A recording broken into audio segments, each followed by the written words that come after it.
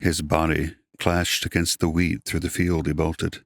Blackbird feathers spread over him, shadowing the ghastly side of his spine, jutting out of his clothes, hushing the echoes of murder still painting his traces. Numb, exerted, but not halting a breath, he ran. In his grip, a piece of skin, raw and drenched scarlet, coiled and squeezed against his palm, fastened beneath a chain rosary. Fingers touched wood, and a door swung open, and bare feet stepped within. The altar invited his apparition, pulled it close, guided it across the corridor of the building to ghost his last imprint along the trail of sinners, believers, puppets, and dissenters. He unfurled the piece of skin.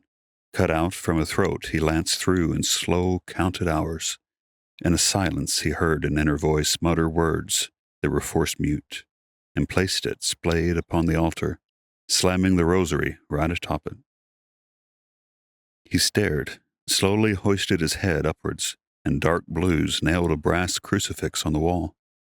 He remained in an aura of confrontation, resentment, and a chance forgiveness, but shook his head, and the wraith of a boy dissolved in a shroud of a faith he would carve on his own.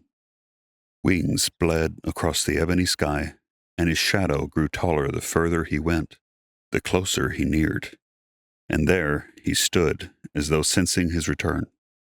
4 years later, he still stood in the same mud and pen. His neck had arched, his nostrils had flared, and a wreath of mist unspooled in forked paths. A hoof pawed at the wooden board, and he approached.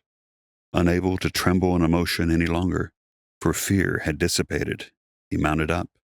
They fled. Fingers tangled in a mane of raven hair, bones of legs merged upon ribs, not letting go. They rode, and he carried him, as gentle as he ever would, as gentle as he never had. He carried him through veil of night and haze of fog until he felt his heartbeat stall, his breath no longer stir between his ears, and his body slip off, crash land beside him. "There's a boy on the ground!" A voice he heard again, but it was not his, so he slammed his eyes shut and lingered in the rocky path, abandoning himself to the soft lulling of water, to its rise and its collision, to its scent of sand and washed rocks and endlessness. "Boy, are you all right?" His eyes softly opened, but bleakly they groped the old man's face, saying nothing.